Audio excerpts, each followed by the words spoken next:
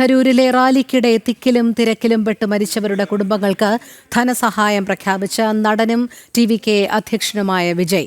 അപകടത്തിൽ 8 കുട്ടികളടക്കം 39 പേരാണ് മരിച്ചത്. പരിപാടി നടത്തിപ്പിൽ പോലീസിന് വീഴ്ച സംഭവിച്ചു എന്നാണ് ആരോപണം. സംഘാടകർക്കെതിരെയും TVK നേതാക്കൾക്കെതിരെയും മനഃപൂർവ്വമല്ലാത്ത നരഹത്യ ഉൾപ്പെടെയുള്ള വകുപ്പുകൾ ചുമത്തി കേസെടുത്തിട്ടുണ്ട്. അതേസമയം വിജയിയുടെ സംസ്ഥാന പര്യടനം മാറ്റിവെക്കും എന്നാണ് സൂചന. കൂടുതൽ വിവരങ്ങളുമായി ഞങ്ങളുടെ പ്രതിനിധികൾ ചേരുകയാണ്. ആദ്യം അരുൺ ആലത്തൂരിലേക്ക് പോകുന്നു. അരുൺ, നമുക്ക് ആശങ്കപ്പെടുത്തുന്ന ഒരു സാഹചര്യം എന്ന് പറയുന്നത് ഇപ്പോഴും ചികിത്സയിലുള്ളവരിൽ 11 പേരുടെ അടക്കം നില ഗുരുതരമായി തുടരുന്നു എന്നുള്ളതാണ്. നിലവിൽ 39 പേരുടെ മരണമാണ് സ്ഥിരീകരിച്ചെങ്കിൽ പോലും മരണസംഖ്യ ഉയർന്നേക്കും എന്നുള്ളത് ആശങ്കപ്പെടുത്തുന്ന ഒരു വസ്തുത തന്നെയാണ്. ഇതിനിടയിൽ ഈ തിക്കിലും തിരക്കിലും മരിച്ചവരുടെ കുടുംബങ്ങൾക്ക് ധനസഹായം പ്രഖ്യാപിച്ചിട്ടുണ്ട് വിജയ്. പക്ഷേ വിജയ്ക്കെതിരെയുള്ള പ്രതിഷേധം ഒരു ഭാഗത്ത് ശക്തമായി തന്നെ അലയടിക്കുന്നുണ്ട്. അതോടൊപ്പം തന്നെ തമിഴ്നാട് സർക്കാരിൻ്റെ പോലീസിൻ്റെ ഭാഗത്തു നിന്നുണ്ടായ വീഴ്ചയും നമുക്ക് ഈ അവസാന മണിക്കൂറുകളിൽ പ്രേക്ഷകരോട് പങ്കുവയ്ക്കാനുള്ളത് എന്തൊക്കെയാണ്? കാരണം ഇപ്പോഴും അപകടം സംബന്ധിച്ച് പരസ്പരം പഴിചാരുന്ന TVKയെയും സ്റ്റാലിൻ സർക്കാരിനെയുമാണ് നമുക്ക് കാണാൻ സാധിക്കുന്നത്. ചില നിഗമനങ്ങൾ അല്ലെങ്കിൽ തുടർ നടപടികളൊക്കെ എന്തായി ചേരുമെന്നാണ് ഈ മണിക്കൂറിൽ നമുക്ക് മനസ്സിലാക്കാൻ കഴിയുന്നത്.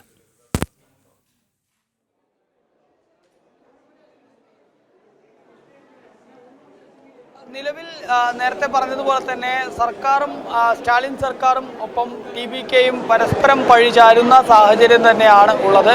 അതേസമയം തന്നെ ഈ അപകടത്തിൽ പരിക്കേറ്റ ആളുകൾ ഇപ്പോഴും ചികിത്സയിൽ തുടരുകയാണ്. ഞാൻ നിൽക്കുന്ന കരൂർ മെഡിക്കൽ കോളേജ് ആശുപത്രിയിലാണ് 40-ലേറെ ആളുകൾ ചികിത്സയിൽ തുടരുന്നത്. അതിൽ ഒരാളുടെ നില മാത്രമാണ് ഗുരുതരമായിട്ടുള്ളൂ. മറ്റാളുകളുടെയൊന്നും ആരോഗ്യനില പ്രശ്നമില്ല എന്നുള്ളതാണ് ആശുപത്രി അധികൃതർ പറയുന്നത്. അതേസമയം തന്നെ മരണമടഞ്ഞ 39 പേരിൽ 35 പേരുടെ പോസ്റ്റ്മോർട്ടം നടപടികൾ പൂർത്തിയായി കഴിഞ്ഞു. ഇനി 4 പേരുടെ കൂടെയാണ് പോസ്റ്റ്മോർട്ടം പൂർത്തിയാവാനായിട്ടുള്ളത്. പോസ്റ്റ്മോർട്ടം നടപടികൾ പൂർത്തിയാവുന്ന മുറയ്ക്ക് മൃതദേഹങ്ങൾ ബന്ധുക്കൾക്ക് വിട്ടു നൽകും എന്നുള്ളതാണ് അറിയിച്ചിരിക്കുന്നത്. അതേസമയം തന്നെ നേരത്തെ പറഞ്ഞതുപോലെ തന്നെ വിജയ് നഷ്ടപരിഹാരം ഇപ്പോൾ പ്രഖ്യാപിച്ചിട്ടുണ്ട് എന്നുള്ളതാണ് ഏറ്റവും പുതിയ ഒരു അപ്ഡേറ്റ്. അതായത് അപകടത്തിൽ മരിച്ച ആളുകളുടെ കുടുംബങ്ങൾക്ക് 20 ലക്ഷം രൂപയും പരിക്കേറ്റ ആളുകൾക്ക് 2 ലക്ഷം രൂപ വീതവുമാണ് വിജയ് നഷ്ടപരിഹാരം പ്രഖ്യാപിച്ചിരിക്കുന്നത്. തൻ്റെ എക്സ് ഹാൻഡലിൽ കൂടെയാണ് വിജയ് ഇത്തരത്തിൽ നഷ്ടപരിഹാരം പ്രഖ്യാപിച്ചിരിക്കുന്നത് എന്നുള്ളതാണ്. അതേസമയം തന്നെ മറ്റൊരു കാര്യമുള്ളത്, ഈ നഷ്ടപരിഹാരം പ്രഖ്യാപിച്ചിട്ടുണ്ട് എങ്കിൽ പോലും വിജയ്ക്ക് ഇതുവരെ കരൂരിലേക്ക് വരാൻ കഴിഞ്ഞിട്ടില്ല. വിജയുടെ വീട്ടിലാണെങ്കിൽ ചെന്നൈയിൽ വലിയ പോലീസ് സുരക്ഷ ഏർപ്പെടുത്തിയിട്ടുണ്ട്. വിജയ് കരൂരിലേക്ക് വരുന്നതിന് വേണ്ടിയുള്ള ഒരു തീരുമാനമെടുത്തിട്ടുണ്ട് എന്നുള്ളതാണ് അറിയാൻ സാധിക്കുന്നത്. പക്ഷേ പോലീസിൻ്റെ ക്ലിയറൻസ് ലഭിക്കണം. പോലീസ് അനുമതി ലഭിച്ചാൽ മാത്രമേ വിജയ് ഇവിടേക്ക് വരികയുള്ളൂ എന്നുള്ളതാണ് നമുക്കറിയാൻ സാധിക്കുന്നത്. അതുകൊണ്ട് തന്നെ നിലവിൽ പോലീസ് എന്താണോ പറയുന്നത് അതിനനുസരിച്ചായിരിക്കും മറ്റ് നടപടികളിലേക്ക് കടക്കുക എന്നുള്ളതാണ്. ഇപ്പോൾ നമുക്ക് ഒരുപാട് വിവിധ രാഷ്ട്രീയ പാർട്ടികളിലെ നേതാക്കളെയും പ്രതിനിധികളെയും ഒക്കെ ഇവിടെ കാണാൻ സാധിക്കും. തമിഴ്നാട്ടിലെ ഓരോ രാഷ്ട്രീയ പാർട്ടിയുടെയും നേതാക്കൾ മറ്റുമൊക്കെ ആശുപത്രിയിലേക്ക് എത്തുകയും ഈ ചികിത്സയിൽ കഴിയുന്നവരെ സന്ദർശിക്കുകയുമൊക്കെ ചെയ്യുന്നുണ്ട്. അത്തരത്തിൽ ആശുപത്രിയിൽ ഇപ്പോഴും ആളുകളുടെ വലിയ തിരക്ക് അനുഭവപ്പെടുന്നുണ്ട്. ഈ പശ്ചാത്തലത്തിൽ വിജയ് എത്തുകയാണെങ്കിൽ വിജയ്ക്കെതിരെ ഏതെങ്കിലും തരത്തിലുള്ള ജനങ്ങളുടെ പ്രതിഷേധം ഉണ്ടാവുമോ എന്നുള്ളത് സ്വാഭാവികമായിട്ടും പരിശോധിക്കുന്നുണ്ട്. അതുകൊണ്ട് തന്നെ ജനങ്ങളുടെ പ്രതിഷേധമൊക്കെ കണക്കിലെടുത്ത് പോലീസ് അനുമതി ലഭിച്ചാൽ മാത്രം കരൂരിലേക്ക് തിരിക്കാമെന്നുള്ള നിലപാടിലാണ് വിജയ് ഇപ്പോൾ ഉള്ളത് എന്നുള്ളതാണ്. അതേസമയം വിമർശനങ്ങളും മറ്റുമൊക്കെ ശക്തമാവുന്നതിനിടെയാണ് സംസ്ഥാന സർക്കാർ, സ്റ്റാലിൻ സർക്കാർ മരിച്ച ആളുകൾക്ക് 10 ലക്ഷം രൂപയും അതുപോലെ തന്നെ അവരുടെ കുടുംബങ്ങൾക്ക് 10 ലക്ഷം രൂപയും പരിക്കേറ്റവർക്ക് 1 ലക്ഷം രൂപ വീതവും നഷ്ടപരിഹാരം പ്രഖ്യാപിച്ചത്. ആ നഷ്ടപരിഹാരം സർക്കാർ 10 ലക്ഷവും 1 ലക്ഷവും പ്രഖ്യാപിച്ചപ്പോൾ അതിന് കുറച്ചുകൂടെ മുകളിൽ എന്ന തരത്തിലാണ് വിജയ് 20 ലക്ഷം രൂപയും 2 ലക്ഷം രൂപയും നഷ്ടപരിഹാരമായിട്ട് പ്രഖ്യാപിച്ചിരിക്കുന്നത്. സ്വാഭാവികമായിട്ടും നിയമസഭാ തെരഞ്ഞെടുപ്പ് വരാൻ പോവുകയാണ്. അതുകൊണ്ട് തന്നെ നഷ്ടപരിഹാരവും മറ്റുമൊക്കെ പ്രഖ്യാപിച്ചുകൊണ്ട് ജനങ്ങളെ ഇപ്പോൾ സർക്കാരിനെതിരെയാണെങ്കിലും വിജയ്ക്കെതിരെയാണെങ്കിലും ഒക്കെ ഉണ്ടായ ആ ഒരു ജനകീയ വികാരം അതിനെ ഒന്ന് ശമിപ്പിക്കുന്നതിന് വേണ്ടിയുള്ള ശ്രമങ്ങളാണ് ഈ 2 പക്ഷത്തിൻ്റെ ഭാഗത്തു നിന്നും ഉണ്ടാകുന്നത് എന്നുള്ളതാണ് മനസ്സിലാക്കാൻ സാധിക്കുന്നത്.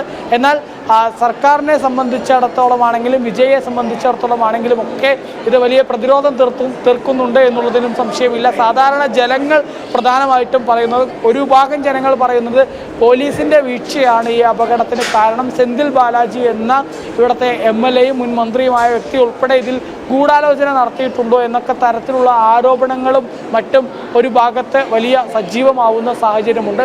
മറുവശത്താണെങ്കിൽ TVKയുടെയും വിജയുടെയും കൃത്യമായിട്ടുള്ള അവരുടെ രാഷ്ട്രീയപരമായിട്ട് അവർക്ക് ഇതിനെക്കുറിച്ച് എങ്ങനെ സംഘാടനം നടത്തണമെന്നത് അറിയാത്തതിൻ്റെ പ്രശ്നങ്ങൾ, ഒപ്പം അവർ അനുമതി നിഷേധിച്ചിട്ടും കോടതിയെ ഉൾപ്പെടെ സമീപിച്ച് പരിപാടി സംഘടിപ്പിച്ചതും 10,000 പേർ മാത്രമേ പങ്കെടുക്കുകയുള്ളൂ എന്ന് തെറ്റിദ്ധാരണ അല്ലെങ്കിൽ തെറ്റായ വിവരങ്ങൾ നൽകുകയും ഒക്കെ ചെയ്തതാണ് ഇങ്ങനെ ഒരു വലിയ മഹാദുരന്തത്തിലേക്ക് കാര്യങ്ങൾ വഴിവെച്ചത് എന്നുള്ള വിമർശനം സർക്കാരും DMKയും ഒരു വശത്ത് ഉന്നയിക്കുന്നുണ്ട്. അങ്ങനെ DMKയും TVKയും ഈ പരസ്പരം അങ്ങോട്ടും ഇങ്ങോട്ടും പഴിചാരുന്ന ഒരു കാഴ്ചയാണ് ഇപ്പോൾ കാണാൻ സാധിക്കുന്നത്.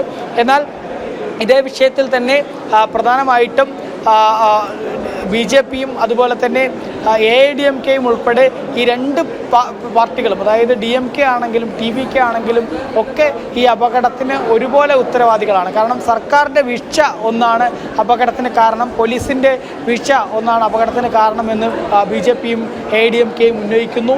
ഒപ്പം മറുവശത്താണെങ്കിൽ TVKയും ഇത് കൃത്യമായി സംഘടിപ്പിച്ചതിലെ സംഘാടനത്തിലെ ഉൾപ്പെടെ നിരവധി പിഴവുകളും അപകടത്തിന് വഴിവെച്ചിട്ടുണ്ട് എന്നുള്ള പൊതുജനങ്ങളുടെ അഭിപ്രായം കൂടെ കണക്കിലെടുത്ത് ഈ രണ്ട് പക്ഷത്തെയും ഒരുപോലെ വിമർശിക്കുകയാണ് AIADMKയും BJPയും മറുവശത്ത് എന്നുള്ളതാണ്. നിലവിലേതായാലും പോസ്റ്റ്മോർട്ടം നടപടികൾ ഇങ്ങനെ പുരോഗമിച്ചുകൊണ്ടിരിക്കുന്നു ഈ ആശുപത്രിയിൽ. ഇനിയൊരു 4 പേരുടെ കൂടെ പോസ്റ്റ്മോർട്ടം മാത്രമേ പൂർത്തിയാവാനായിട്ടുള്ളൂ. ഒപ്പം തന്നെ പരിക്കേറ്റ ആളുകൾ ചികിത്സയിലും തുടരുന്ന ഒരു സ്ഥിതിയാണുള്ളത്. 40-ലേറെ ആളുകളാണ് ചികിത്സയിൽ കഴിയുന്നത്. അതെ അരുൺ, അതോടൊപ്പം വിജയ് ഈ ധനസഹായം പ്രഖ്യാപിക്കുന്ന വേളയിൽ ഒരു കുറിപ്പിലൂടെയാണ് തൻ്റെ ദുഃഖം കരൂർ ദുരന്തത്തിൽ രേഖപ്പെടുത്തുന്നത്. അതിൻ്റെ ഏറ്റവും അവസാനത്തെ വരികളിൽ അദ്ദേഹം കുറിച്ചിരിക്കുന്ന ഒരു കുടുംബാംഗത്തെ പോലെ നിങ്ങളോടൊപ്പം ഞാൻ ചേർന്ന് നിൽക്കേണ്ടുന്ന സമയമാണ് എന്നുള്ളത്. പക്ഷേ അദ്ദേഹം കരൂരിലേക്ക് വരുമോ എന്നുള്ളത് തന്നെയാണ് ഉയരുന്ന ചോദ്യവും. പോലീസിൻ്റെ ഒരു അനുമതി ഉണ്ടെങ്കിൽ, സുരക്ഷാ ക്രമീകരണങ്ങൾ ഉണ്ടെങ്കിൽ മാത്രമല്ലേ വരാൻ സാധിക്കുകയുള്ളൂ. കാരണം അതിശക്തമായ ഒരു പ്രതിഷേധമാണ് വിജയ്ക്ക് നേരെ ഉയർന്നിരിക്കുന്നത്. ഈ അപകടവേളയിൽ ആ സ്ഥലത്ത് നിന്നും സുരക്ഷിതമായി അവിടെ നിന്നും മാറാനാണ് വിജയ് ആദ്യം ശ്രമിച്ചത്. ചെന്നൈയിലെ വീട്ടിലെത്തിച്ചേർന്നതിന് ശേഷമാണ് ഒരു പ്രതികരണം പേരിനെങ്കിലും നടത്താൻ തയ്യാറായത്. എന്നിട്ട് ഇപ്പോൾ ഇത്തരത്തിലൊരു പരാമർശം നടത്തുമ്പോൾ സ്വാഭാവികമായും വിജയിന് നേരെ ജനരോഷം ഇരമ്പാൻ തന്നെയല്ലേ സാധ്യത?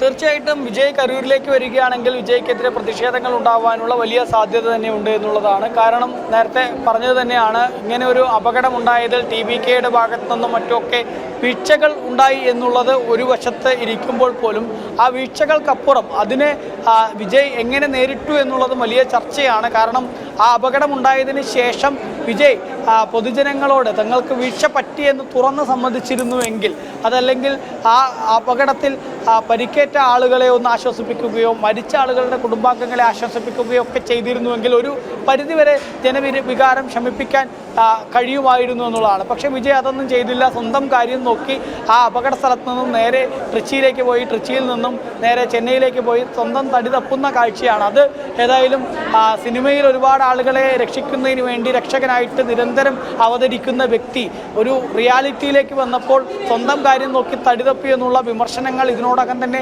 വളരെ രീതിയിൽ ഉയരുന്ന സാഹചര്യമുണ്ട്. അതുകൊണ്ട് തന്നെയാണ് വിജയ് ഇനിയിപ്പോൾ കരൂരിലേക്ക് വരികയാണെങ്കിലും വലിയ പ്രതിഷേധങ്ങൾ ഉണ്ടാവാനുള്ള സാധ്യതയുണ്ട്.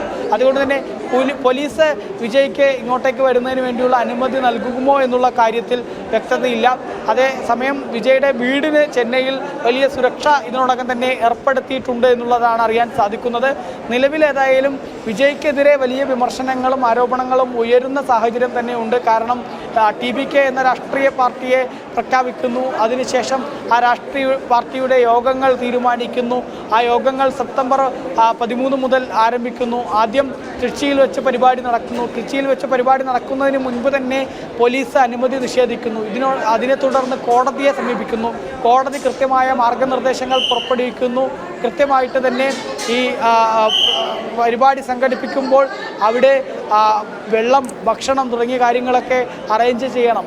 ആളുകൾക്ക് സുരക്ഷിതമായിട്ട് എന്തെങ്കിലും എമർജൻസി വന്നു കഴിഞ്ഞാൽ ആശുപത്രിയിൽ എത്തുന്നതിന് വേണ്ടി ഒരു ആംബുലൻസ് കടന്നു പോകുന്ന തരത്തിൽ കാര്യങ്ങൾ വഴിയും മറ്റുമൊക്കെ സജ്ജീകരിക്കണം.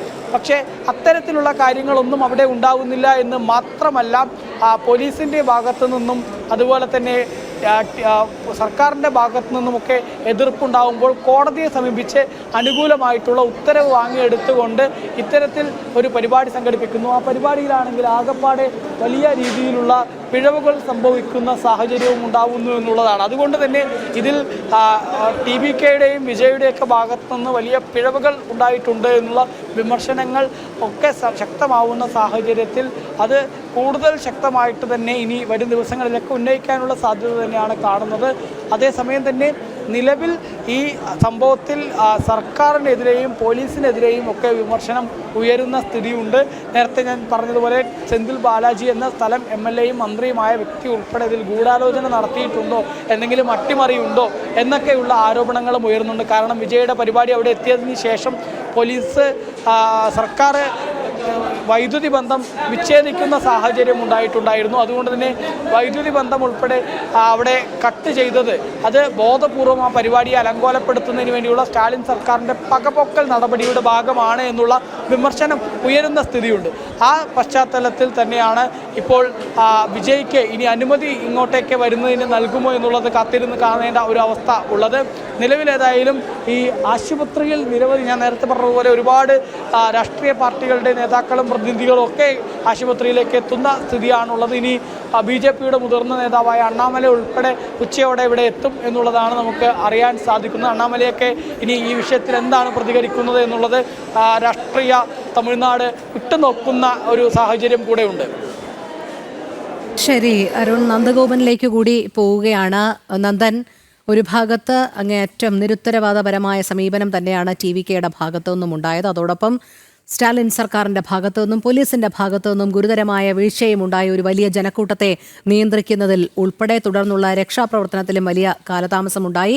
ഒരു ഭാഗത്ത് രാഷ്ട്രീയ ആരോപണ പ്രത്യാരോപണങ്ങൾ ഇങ്ങനെ തുടരുകയാണ് ഇപ്പോഴും ഈ അപകടത്തിന്റെ ഉത്തരവാദിത്വം സംബന്ധിച്ച്. പക്ഷേ കൃത്യമായി പറഞ്ഞാൽ ആദ്യ നിമിഷങ്ങളിൽ തന്നെ കേന്ദ്ര സർക്കാർ ഫലപ്രദമായ ഒരു ഇടപെടൽ നടത്തുന്നു. അപകട കാരണത്തെക്കുറിച്ച് ചീഫ് സെക്രട്ടറിയോട് ചോദിക്കുന്നു. തുടർ നടപടികൾ, എല്ലാ സഹായവും കേന്ദ്ര സർക്കാർ വാഗ്ദാനം ചെയ്യുന്നു.